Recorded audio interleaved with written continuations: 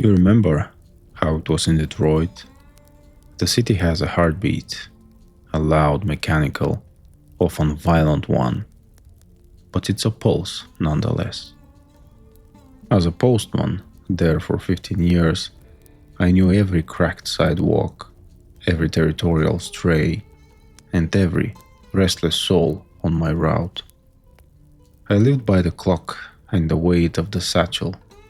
When I decided to pack it all in and move to Lawton, Oklahoma, I told you I was looking for the quiet. I thought I wanted to hear the wind instead of sirens. I thought I wanted to exchange the gray concrete for the red granite of the Wichita Mountains. I was a fool. In Detroit, you can see your monster coming. He's usually holding a pipe or a pistol, and he's driven by something human: greed, desperation, or rage. But out here, in the dead of a Great Plains winter, the silence isn't an absence of noise, it's a presence. It's a heavy, suffocating thing that settles into the canyons and stays there, waiting for someone to walk through it. It was mid-January 2025. The weather was what the locals call calm, but to a Michigan man, it felt wrong. The temperature hovered at a steady 18 Fahrenheit, but there wasn't a breath of wind to move the dead grass. The sky was a flat, unblinking slab of slate. I'd taken up a routine of daily hikes through the Caron's garden wilderness. I didn't have a dog. You know, I've always preferred my own company. And after years of dodging biters on the mail route, I wasn't in a hurry to own one. So it was just me, my boots, and the occasional clatter of a fishing lure in my pocket that I'd forgotten to take out. I was about 4 miles deep into the backcountry, navigating a stretch where the granite boulders are piled high like the ruins of a Titan's fortress. I stopped by a creek that had frozen so solid it looked like a vein of milky quartz running through the red earth. I sat down on a flat rock to check the laces on my boots. That was when the silence broke. "Gareth? Hey, Gareth, wait up!"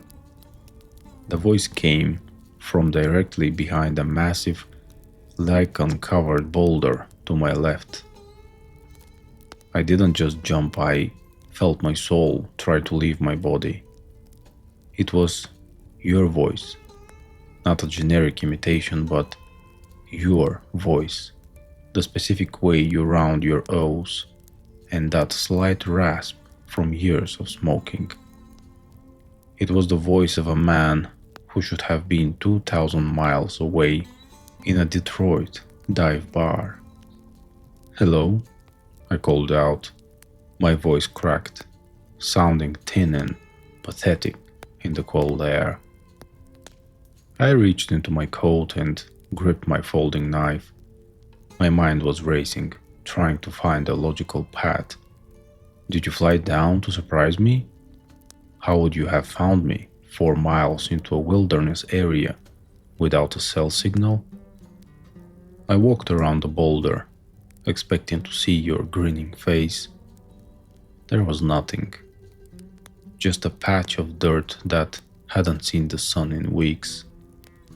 But there were tracks. They weren't boot prints.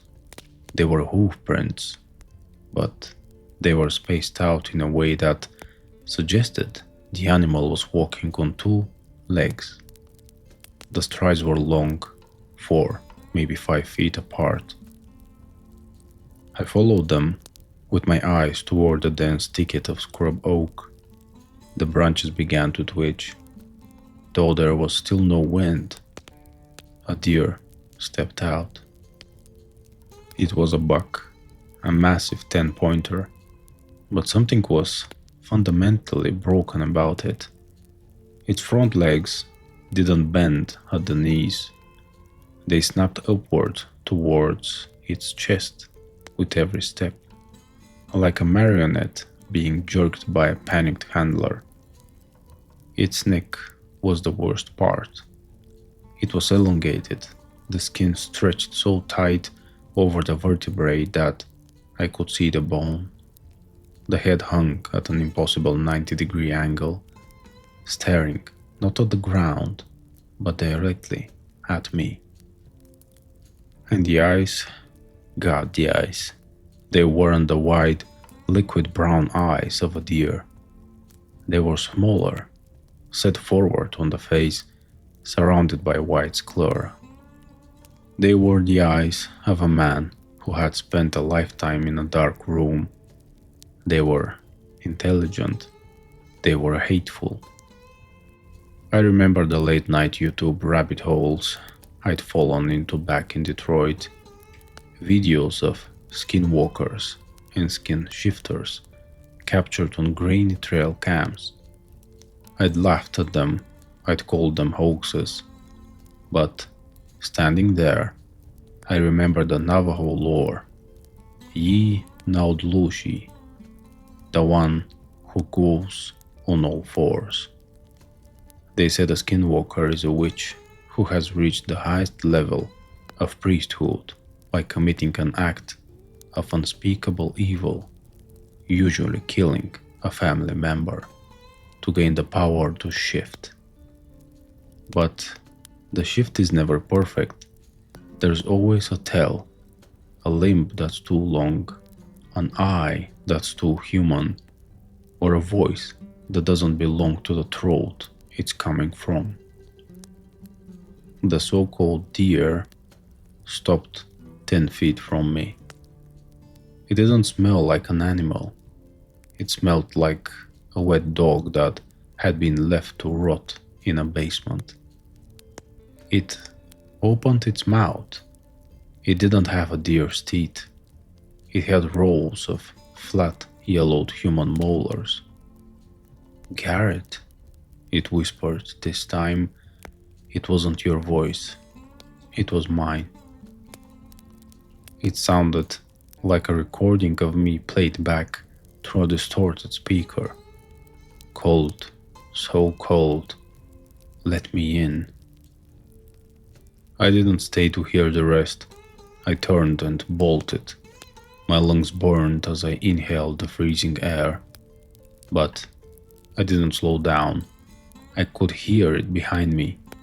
Not the rhythmic galloping of a deer, but a heavy, uneven thudding, like a sack of flour being dropped repeatedly.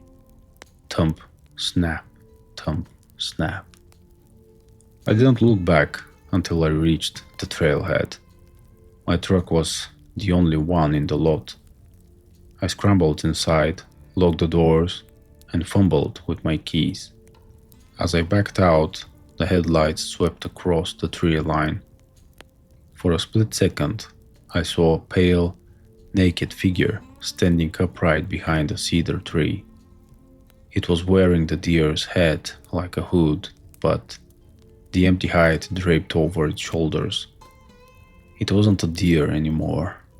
It was a man thing, and it was watching me with a hunger that made the Detroit winter feel like a warm embrace. I drove home and sat in my living room with my 12-gauge Remington across my lap. I told myself it was a hallucination. I told myself it was a sick animal with a brain parasite. But deep down, in that part of the brain that remembers the caves and the dark, I knew better. I had been noticed. And out here, being noticed is the start of a very long, very dark story. The adrenaline of the first encounter didn't fade, it soured.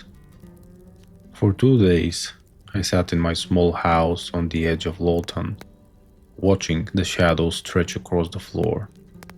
I watched those YouTube videos again, but the laughter was gone.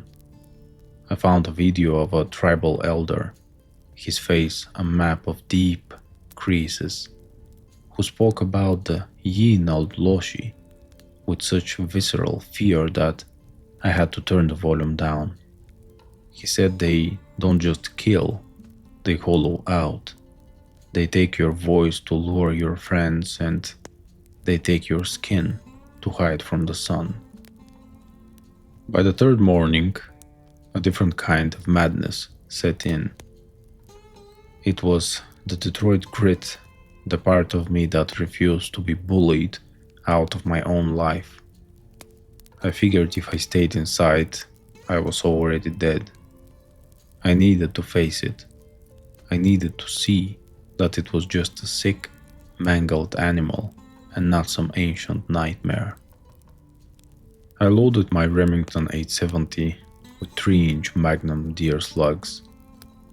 These weren't for hunting, they were for stopping a truck. I threw on my heavy canvas coat, grabbed a high-lumen tactical flashlight, and drove back to the Wichitas. The parking lot at the trailhead wasn't empty this time. An old rusted-out Chevy Silverado was parked near the gate, its engine ticking as it cooled. Standing by the trailhead was a man who looked like he'd been carved out of a hickory stump. He was in his 60s, wearing a tattered hunter orange vest and holding a heavy iron-tipped walking staff. "You're the postman," he said. It wasn't a question. "I'm Miller. I live about 5 miles over that ridge." "Gareth," I replied, nodding toward his staff and the holstered Ruger 44 on his hip. "You looking for that thing?" Miller's eyes were bloodshot, his face tight with a grief that looked like it had aged him a decade in a week. "I'm looking for my dog, Bandit. He was a good boy. Not real smart, just a generic golden mutt, but he was all I had left. Something took him off the porch 3 nights ago. Didn't bark, just let out a sound like a man screaming. And then, nothing." I told him about the deer. I told him about the voice. Your voice. Miller didn't flinch. He just reached into a leather pouch on his belt and handed me a small, tied-off cloth bundle. It felt gritty inside. "Corn pollen and salt," Miller whispered. "And a bit of ash from a struck cedar.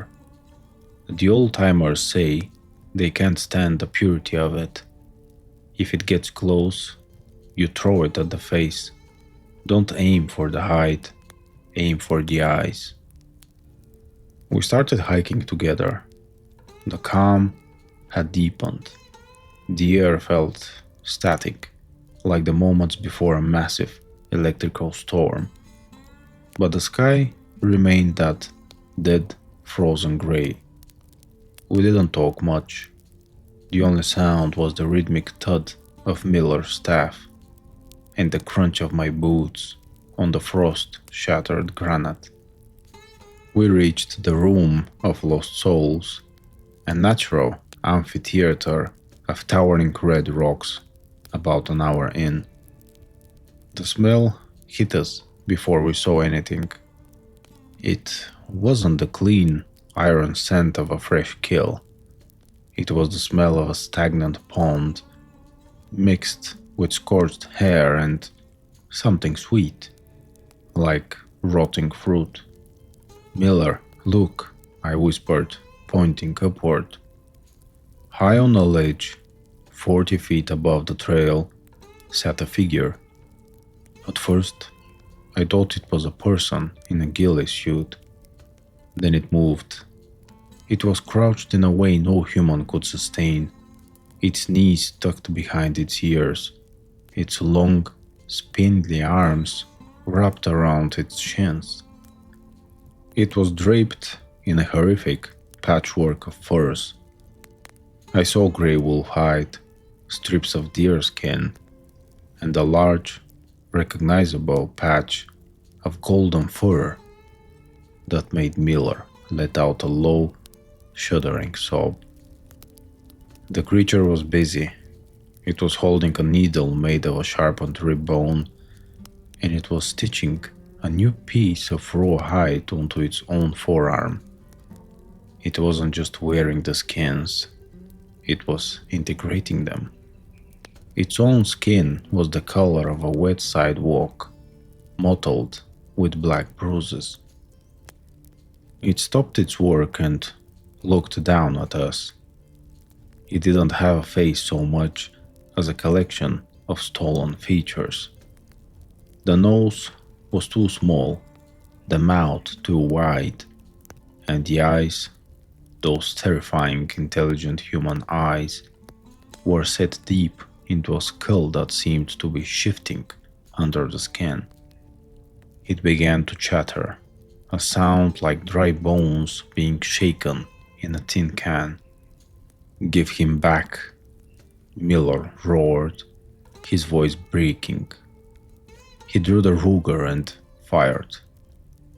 The 44 Magnum is a hand cannon. The report echoed through the canyon like a bomb, shattering the silence. The bullet struck a granite ledge just inches from the creature's feet. It didn't flee, it didn't scream.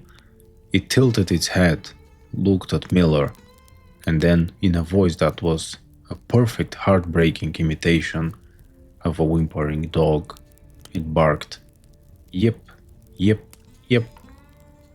"You son of a bitch," Miller fired again. This time the creature leapt. It didn't climb down, it threw itself off the 40-foot ledge. I expected to hear bones shatter. Instead, it hit the ground with a soft, wet thwack and immediately unfolded. It stood on 2 legs, then dropped to 4, then back to 2. Its body convulsing as if it were struggling to decide which shape was most efficient for killing. It was 7 feet tall when it finally straightened out. It wore the golden fur of bandit like a grisly scarf around its elongated neck. It took a step toward us, and the air around it seemed to grow 10 degrees colder. "Gareth," it said. It used my name, but it didn't use your voice this time. It used the voice of the post office supervisor back in Detroit. The one who died of a heart attack 3 years ago. "You're late with the delivery, Rambo. Clock in, clock in." I leveled the Remington. My hands were shaking, but the training from the range took over. I aimed for center mass and squeezed the trigger. The deer slug caught it in the chest, the force of the shot slamming the creature backward into a cedar tree. A thick black fluid, too dark and too viscous to be blood, sprayed onto the snow. The creature let out a sound that wasn't a voice at all. It was the sound of a tectonic plate shifting, a deep, earth-shaking rumble of pure, unadulterated malice. It didn't die. It began to crawl toward us, its limbs snapping and resetting with every movement. Its eyes locked on mine with a promise of a slow, agonizing hollowing. The black ichor staining the frost wasn't steaming. In 18-degree weather, anything living should have been off-gassing heat, but the fluid leaking from the creature was cold, so cold it seemed to turn the surrounding slush into brittle ice. Miller was reloading his Ruger with trembling fingers, his breath coming in ragged, shallow gasps. "It's not dying, Gareth," he wheezed. "The lead, it just passes through the rot." The creature, the thing, wearing bandaged fur, began to stand again. Its chest, where my slug had torn a hole the size of a grapefruit, was knitting back together with a wet, slurping sound, like boots stepping through the deep mud.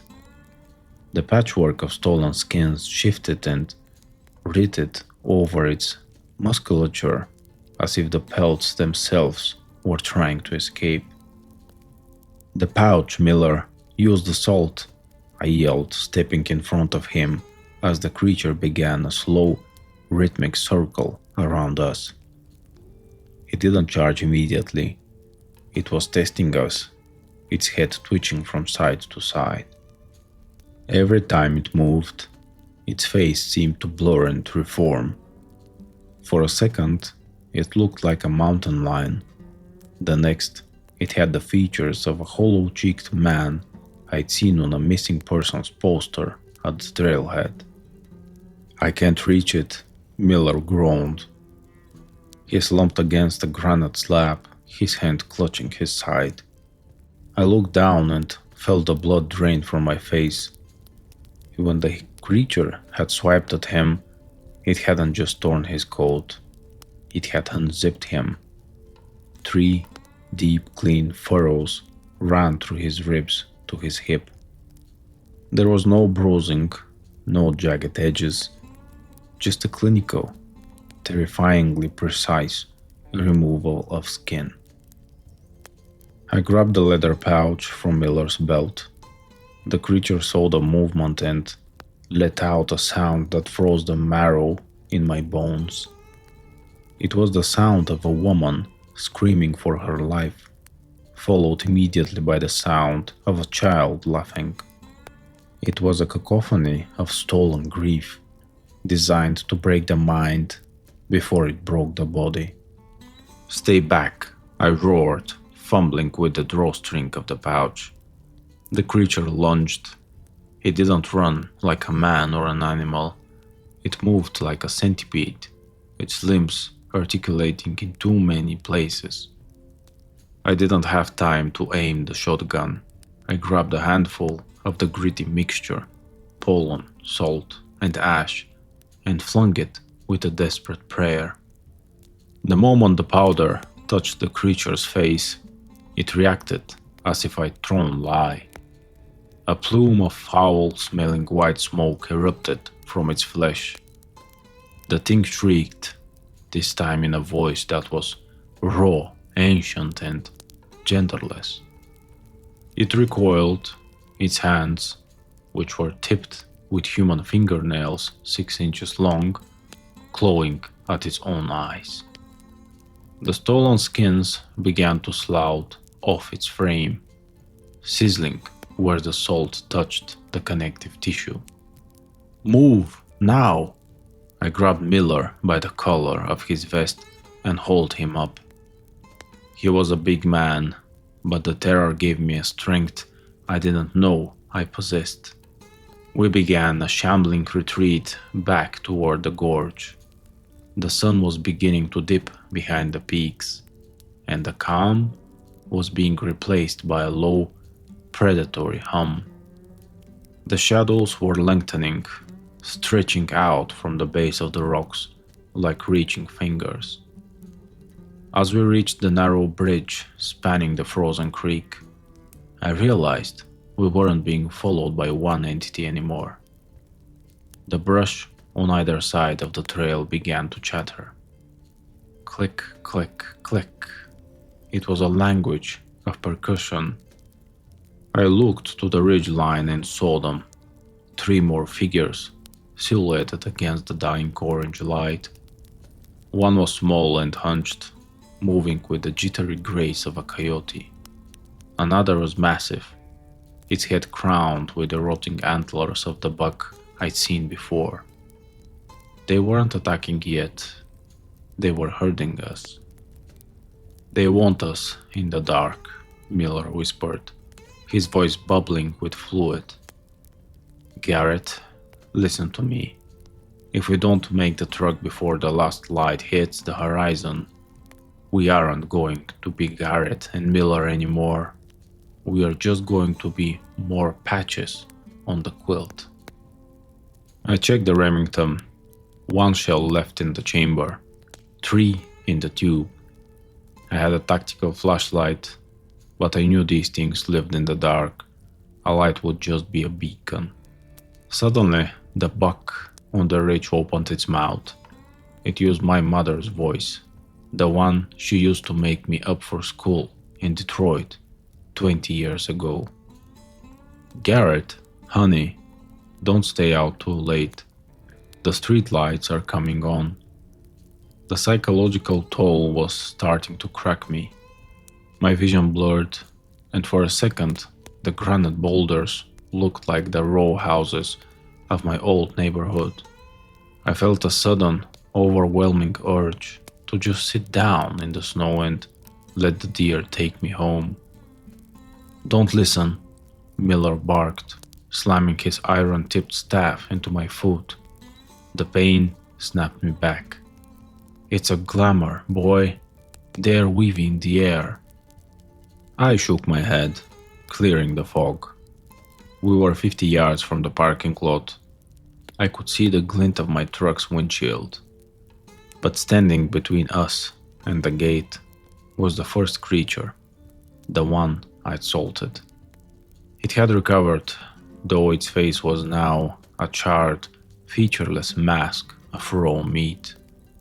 It stood perfectly still, blocking the path, holding Miller's dog's collar in its hand. It dropped the collar and began to mimic the sound of my truck's engine starting. It was perfect. The rattle of the diesel, the squeak of the fan belt. It was mocking my only hope of escape. On 3, I whispered to Miller, leveling the Remington at the creature's legs.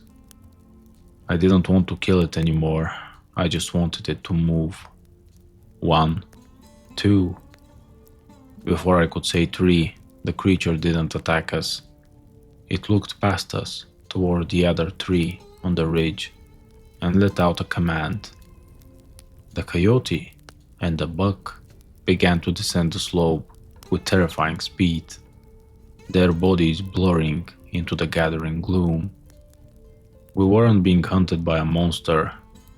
We were being harvested by a pack. I fired.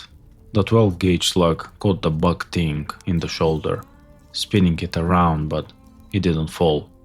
It simply adjusted its gait, its neck snapping back into place with a sound like a dry branch breaking. The truck, Garrett! Get to the truck! Miller was staggering now, his strength flagging. The trail of blood he was leaving behind was black in the twilight, a dark ribbon on the frosted earth. We reached the driver's side door just as the first creature, the one with the charred meat red face, slammed into the passenger's side. The glass didn't shatter, but the entire truck rocked on its suspension. I shoved Miller into the passenger seat, screaming at him to lock the door, and scrambled around to the driver's side. As I reached for the handle, a hand, long, pale, and tipped with those yellowed human-looking claws, clamped down on my wrist.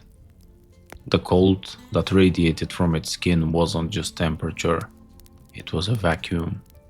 It felt like the creature was sucking the heat and the very history out of my blood. I looked up. The creature was inches from my face.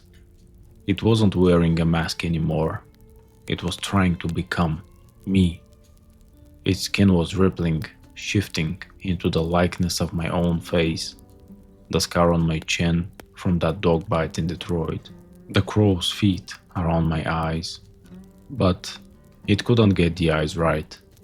They remained those dead amber pits of a predator.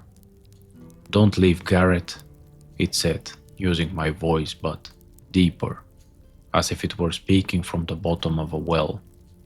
We have so many letters to deliver. I didn't think. I reached with the only weapon I had left. I jammed the barrel of the Remington under its chin and pulled the trigger. The blast was muffled by the creature's mass, but the force of the shell point blank was enough to send it sprawling back into the dark. I didn't wait to see it get up. I dived into the cab, slammed the door, and turned the key. The engine groaned, the cold battery protesting, and for a second I thought the mimicry I'd heard earlier had been a prophecy of my truck's death. Then the diesel roared to life. I slammed into gear and floored it. The buck leapt onto the hood, its human eyes staring at me through the windshield. It began to smash its forehead against the glass, crackling the safety layers with every rhythmic strike. Thump, thump, thump. Drive, Miller screamed, pressing his blood-soaked hands against the dashboard. I swerved hard, fishtailing the heavy truck across the gravel lot. The creature was thrown off, tumbling into the brush. I didn't stop. I hit the main road, the tires screaming on the asphalt, and didn't look back until the lights of Lawton began to glow on the horizon. I took Miller to a small, private clinic on the outskirts of town. I didn't want to go to the main hospital. I couldn't explain the wounds, and I couldn't explain why I was covered in black, foul-smelling ichor. Miller survived the night, but the man who walked out of that clinic a week later wasn't the man I met at the trailhead. He hasn't spoken a word since that night. He sits on the porch in a rocking chair, staring at the tree line with a Ruger 44 in his lap and a circle of salt around his feet. The doctors said it was trauma-induced aphasia. I know better. I think that thing took his voice before we ever left the gorge. I think it's still out there, using Miller's voice to call to the birds or the wind. I moved back to Detroit a month later. People ask me why I left the quiet life of Oklahoma to come back to the noise and the grit of the city. I just tell them I miss the people. But here's the thing I haven't told anyone.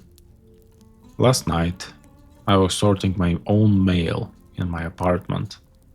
I live on the 10th floor. No trees, no boulders, just brick and steel. I heard a scratching at the door. I thought it was a neighbor's dog, so I ignored it. Then a letter was pushed through the bottom of the door. There was no stamp, no postmark. It was just a piece of weathered gray parchment that felt suspiciously like vellum. I opened it. Inside there was no writing, just a single dried oak leaf from the Wichita Mountains, and a photograph. It was a picture of me taken from the dashcam of my truck. But the me in the photo wasn't inside the truck. He was standing at the edge of the woods, waving goodbye, wearing a postman's uniform that looked just a little bit too loose, as if the person inside was still growing into the skin. I don't go out after dark anymore. I blind my windows with iron fishing hooks, and I keep the lights on until the sun comes up. Because I know that out there, somewhere in the silence of the plains, there's a version of me that's still delivering the mail, and he's looking for the rest of his skin.